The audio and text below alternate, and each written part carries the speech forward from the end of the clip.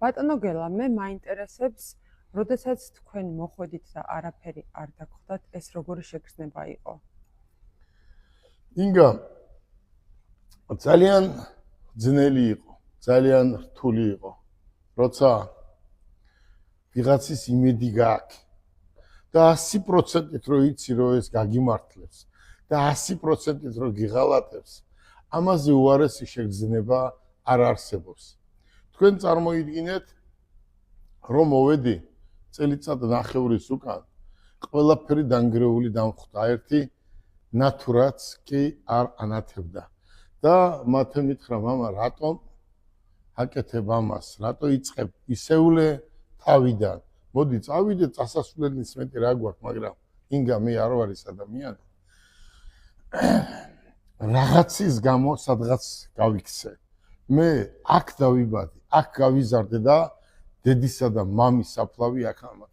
და მე სად უნდა წავიდე, ხო? ჩემი ბიზნესი, ჩემი ხობი, ჩემი საქართველო არასდროს ამას არ დავტოვებ. მოდი, დღეს სიახლე გვაქვს.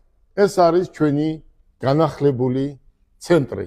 მე მინდა ჩემს თანამშრომლებს, ჩემს მეგობრებს ყველას მიულოცო ჯეტურის და მათ შორის 5 სხვადასხვა ბრენდის ოფიციალური წარმომადგენლობა საქართველოში და მთელ ამიერ კავკასიაში.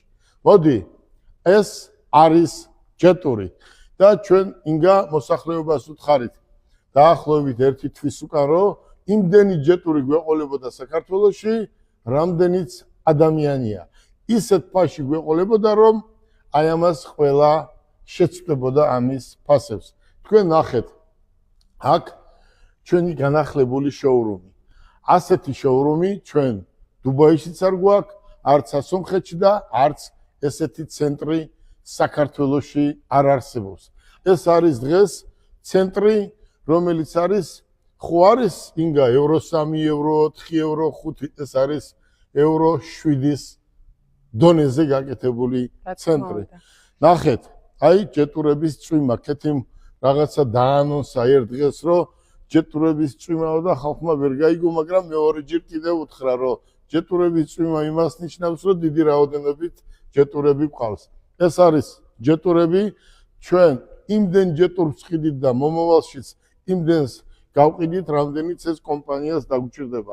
ჩვენ ვთქვით ინგა, რომ აი ეს ავტომობილები არის ექსიდი, ხო კეთი? ექსიდი არის ჩათვალე ჯეტურის ლექსუსი, ესე თქვით და ვაანონსეთ, რომ ეს არის საუკეთესო